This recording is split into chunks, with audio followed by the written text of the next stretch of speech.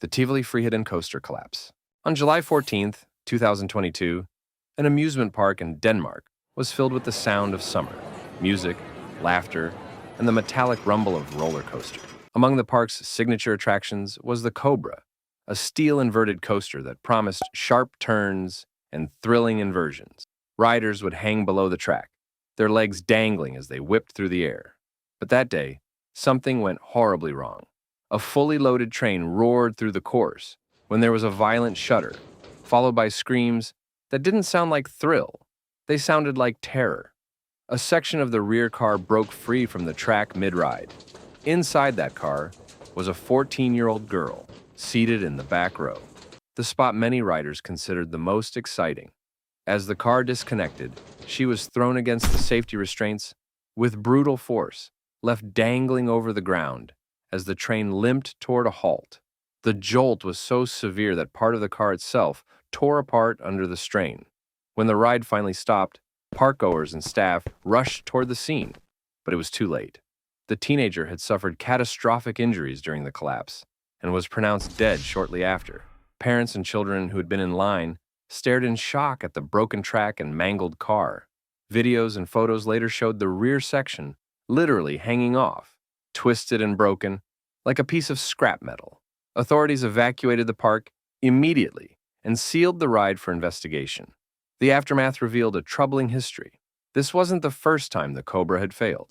In 2008, the same ride suffered another mechanical failure that injured several guests, leading to temporary closures. The Verruckt water slide incident. On August 7, 2016, 10-year-old Caleb Schwab was visiting Schlitterbahn Water Park in Kansas City with his mother, father, and his brothers. He was excited to ride the Verruckt, which is German for insane, a water slide that was in the Guinness World Record for the world's tallest water slide.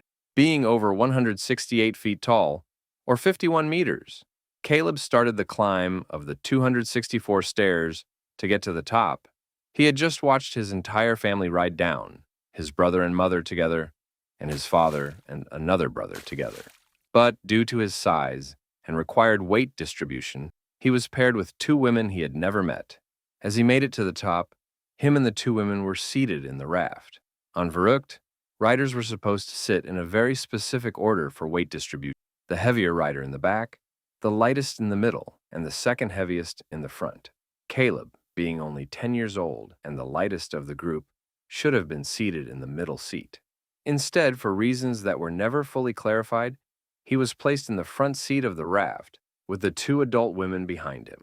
As the raft launched, it plummeted down the first vertical drop, reaching speeds of nearly 70 miles per hour.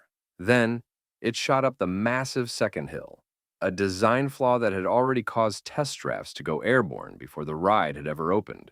Caleb's raft did the same. It launched into the air. There was netting placed all around the slide in order to keep people from being flung to their death.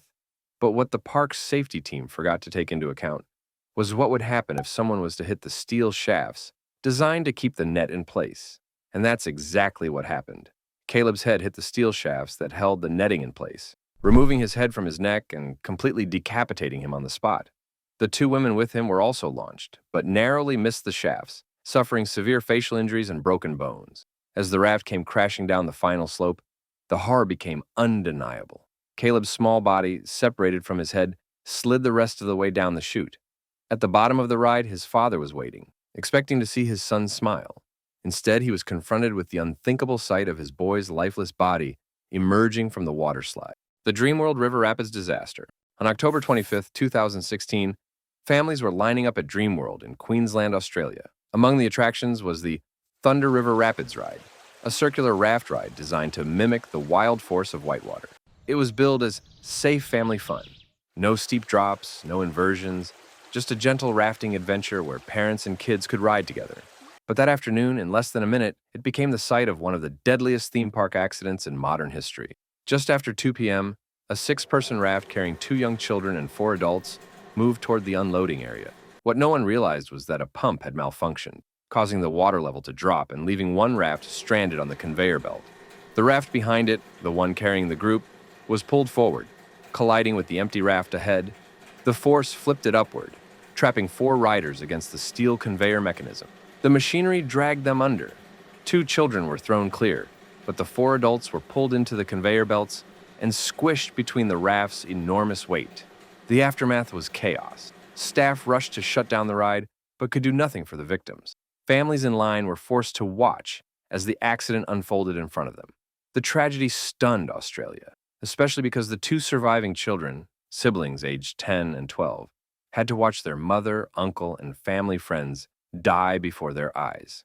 Their families' bodies remained trapped inside the mechanical system, making the recovery of their bodies extremely difficult. Investigations later revealed years of ignored safety warnings, outdated equipment, and poor training. Regulators discovered that the ride had a long history of malfunctions and that Dreamworld had failed to act. The Haunted Castle Fire. On the evening of May 11, 1984, hundreds of families crowded into Six Flags Great Adventure in Jackson Township, New Jersey. The park was buzzing with the sounds of laughter and music.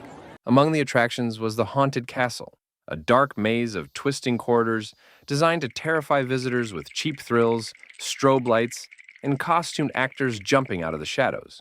It was supposed to be harmless fun.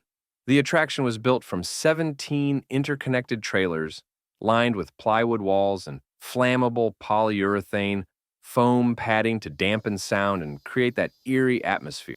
It was a temporary structure, never intended to last decades, but by 1984, it had been standing for years. It had no sprinklers, no smoke alarms, no fire extinguishing system of any kind. Most visitors didn't notice the risk. They just saw a haunted house promising a good scare for a couple of bucks.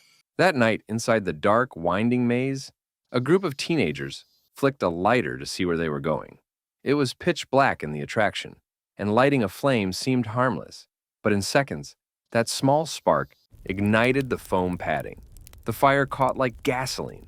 Within moments, flames crawled up the walls, feeding on tar paper, plastic props, and the dense, suffocating foam that lined the corridors. The attraction turned into an inferno almost instantly. Thick black smoke filled the halls, choking guests and cutting off every sense of direction. There were no clear emergency exits, no alarms to warn the dozens of people inside. Visitors panicked, stumbling through the twisting passages as the air became unbreathable. Screams echoed in the dark as the fire gained strength, reaching temperatures hot enough to melt the walls. 8 teenagers never made it out. They were overcome by smoke and heat, trapped inside the fiery maze as rescuers struggled to find them. By the time firefighters extinguished the flames, the haunted castle was nothing but a skeleton of charred metal frames. The bodies of the victims were found clustered near an area that appeared to be an exit, one they could never reach in time. The investigation revealed a chilling truth. Six Flags had been warned for years about fire hazards, but avoided installing sprinklers by claiming the haunted castle was a temporary structure. Prosecutors charged the company with aggravated manslaughter, alleging reckless disregard for safety. But in 1985, a jury acquitted Six Flags and its executives.